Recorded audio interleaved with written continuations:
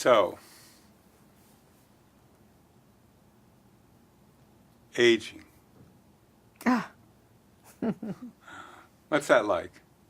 Aging? Yeah. Well, aging, I'm thinking of it in terms of my body and my yoga practice. And I'm just noticing that I have modifications that I didn't do years ago. But what it also is showing me is compassion for myself and for the folks who come to work with me. Because if I have issues that are related to my own aging, then they certainly have those issues as well. But what it's like for you to enter this world of aging? Aging. Well, I think about my mother, who spent so much time grooming herself to be a beautiful woman, because it was so important to her to have a life outside the limitations of Williamson, Kentucky, Williamson, West Virginia, the Appalachian town she was born into. And so for her, grooming herself to be beautiful and in perfect shape and to lose her southern accent was vital to her survival in a world outside of Appalachia. My mother had a really hard time with aging because beauty was her ticket out of the Appalachian town that she was born into. And I watched her go through the process of having a lot of anxiety around not looking the way she used to, having a lot of anxiety around the changes in her body, and having a lot of anxiety about doing certain simple things in the kitchen and certain simple tasks, because she was losing her memory as well as her beauty. Although even in the last stages of her Alzheimer's, my mother still in certain light was beautiful. Her face was beautiful. She had a beautiful face. So as I look at myself in the mirror,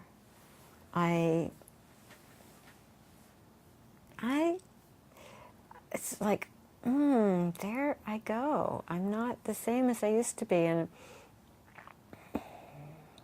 so there I go. I guess I think I say that to myself. There you go. You're going, and I think I do have attachments to looking good. I have an attachment to, I think beauty is something that I like beauty. I like beauty in art and paintings, and I like beauty in nature, and I like beauty in a face. And some of the most beautiful faces, when I think about it, are faces that show the lives they've lived in the lines and furrows. And I think being my mother's daughter, that's been hard for me to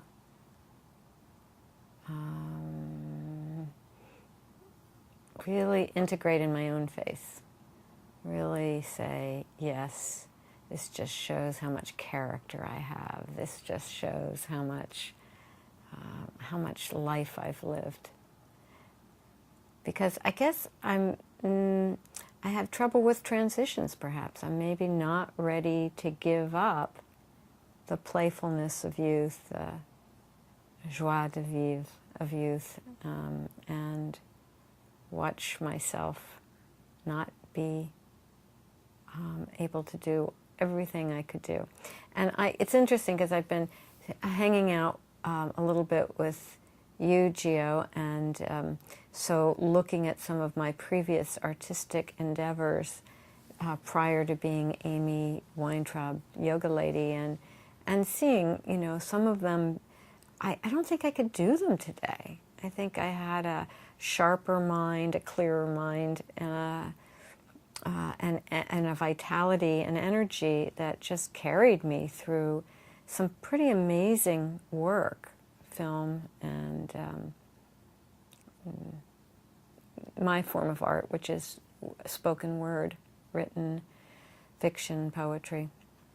I don't know. I don't know if it's still in me. I've been so carried away by the yoga wave, and I love what I do, and I love what it provides for others. It's a kind of an offering, and it supports me. It supports my life, and supports others. So aging. I guess one of the things about aging is that I get to talk in circles. But I probably always did that, even when I was sharper, clearer, and producing film documentaries and writing novels. And I think I always talked in circles. And now yoga is your language. And what about yoga and aging? How does that integrate into your life? Well, it's yoga.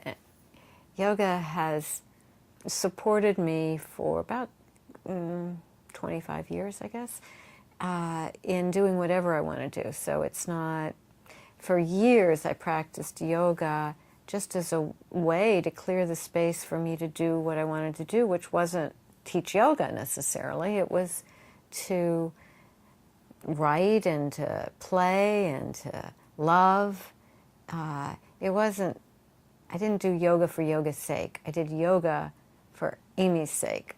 And then now I still do yoga for Amy's sake when my own practice is what I do to clear the space every morning for myself. And I've noticed that there are certain things I do differently. I feel creaky and achy sometimes, so I need to go slower in certain poses, not just jump through or do a vinyasa flow, because I put myself at risk when I do that. I can put out my SI joint or tweak something that doesn't feel comfortable.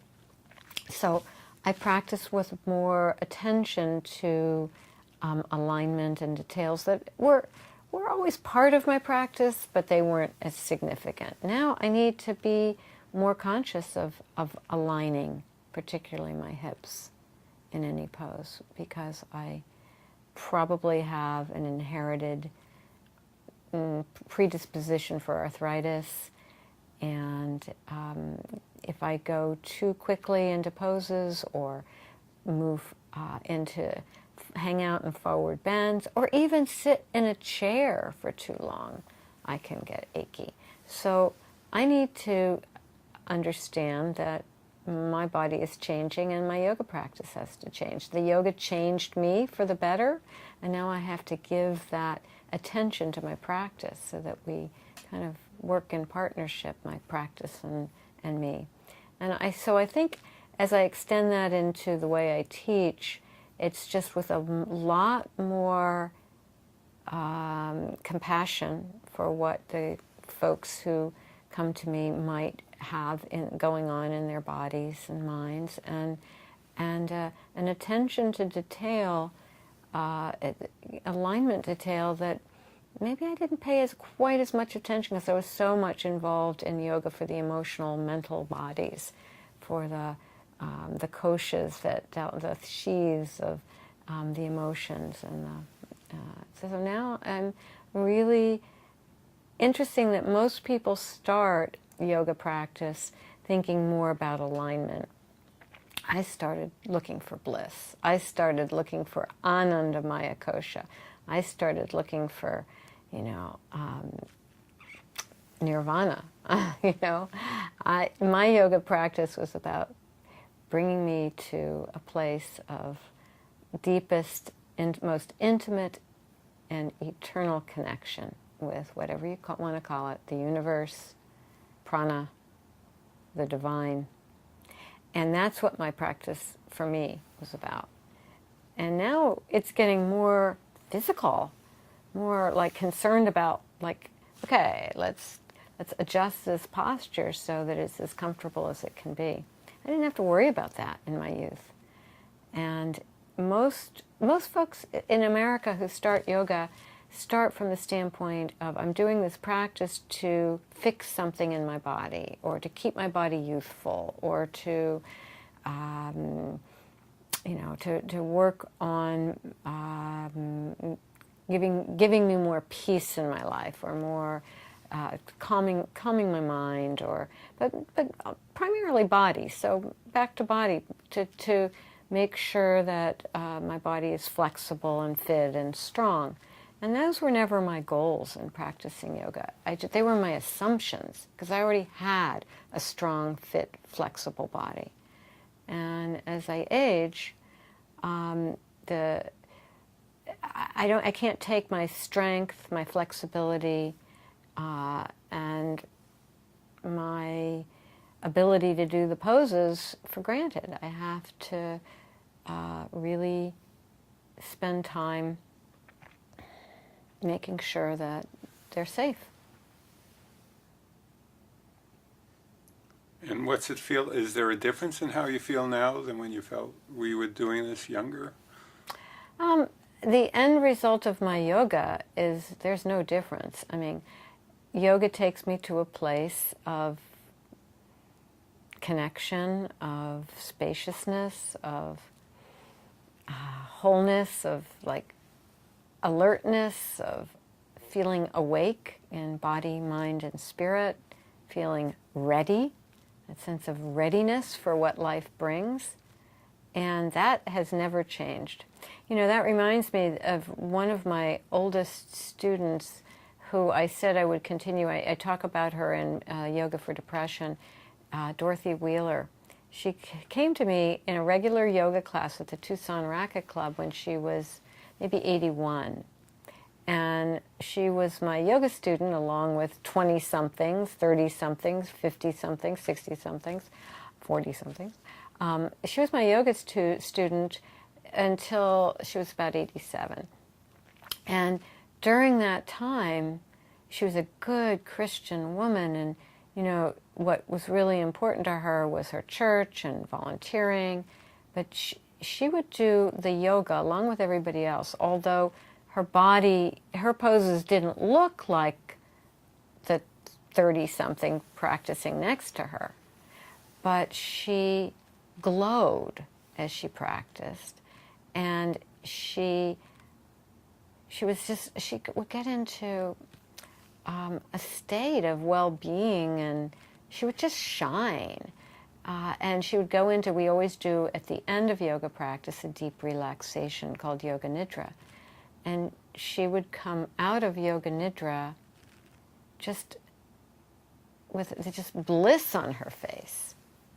And she would say to me, "That was the best yoga class ever, Amy," every time. And she would hug me and say, "That was so beautiful." And it was, you know, that's what yoga does, whether you're 81 to 87, as Dorothy was when she practiced with me, or you're 20-something.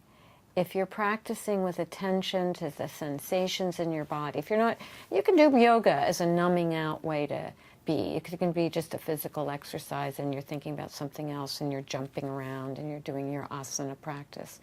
But if you're practicing with attention to breath and sensations in your body, there's no way you're not going to feel clearer, brighter, and just more in alignment, more in tune with yourself and attuned with the world around you. Now, a lot of people as they age tend to get reflective and depressed about the youth that they never really lived. Well, I think yoga practice for me, and I think for the way in which I teach it, is allows us to sort of accept where we are without a lot of judgment, because we get into a place of just observing the body as we practice. And there's a sense of acceptance that arises in the practice of, oh, this is the way it is now. And I think with depression, what we're doing with yoga is allowing sometimes the depression to show itself. You just said that some people, as they age, feel depressed about what they can no longer do. And what I'm finding is that people who are older who come to yoga practice with me say things like, oh, wow, I wish I had tried this 30 years ago. Because their bodies feel a little more flexible, less stiff. They feel more connected. Their breath is flowing in a deeper way. They're more relaxed. But sometimes what happens when you begin a yoga practice, when you're paying attention to sensation and breath, is that you do go into a much more relaxed state, a much deeper state. And so sometimes in that relaxed state, the defenses soften a little bit. So sometimes emotion arises unexpectedly. Sad feelings arise, grief arises, even on the yoga mat. So sometimes people are surprised that they cry on their yoga mat, or there's a momentary sense of sadness or grief. And then it passes because they're watching it. They're not so constricted by it. They're not fused with the mood state. Because if you're practicing yoga, you're observing your breath, you're observing the sensations in your body, you are cultivating that observing mind. So you become less fused with what arises, even the grief, even the sadness. So yes, sadness may be there, but there's a sense of, I'm not the sadness is visiting me. I'm feeling this grief right now. I'm feeling this pain right now, or this ache in my body. But I'm not that. I'm something more than that. And so what you're doing is, and at the same time you're clearing a little space, getting less constricted in body and mind. And so what's happening is you're in that clear space. You can have these feelings arise, but they don't stick. They don't grip you. They don't cling. They flow through you. So I like to say, it's like the barbs of life. We still feel them when they pierce us, but they pass through. They don't get stuck, because we have a practice that just allows more clarity, allows more flow. So I would say that people who are aging and depressed about it would find that, yeah, there may be times when they're witnessing their feelings. See, there's different forms of it. Some people who are depressed are just numb. They're just feeling numb. It's not like they don't feel anything. They've tamped down a lot of feelings. So if depression shows up in that way, where people are just sort of going through the motions, the routine of life, then they're going to start feeling more, not less, on the yoga mat. And so they are going to feel moments of grief. And it's going to pass through, because they're going to continue their practice because it feels so good. And they're going to watch the flow. They're going to watch those feelings flow through. The other thing is, it's really nice to practice in a group, not just use some videotape at home, which is good too, to do your own practice. But it's nice to, especially if you're new to yoga, to go into a class. And you find that the oxytocin levels raise, the prolactin raise, those connecting hormones that make us feel connected and bonded. So after yoga class, there's a sense of connection with the people that you've been practicing with. And lots of hugs. Most yoga teachers get a lot of hugs at the end of class, and maybe because they're sweet and wonderful, But more likely it's because everybody's oxytocin and prolactin levels have raised and they want to connect. So, yeah, I mean, depression at any age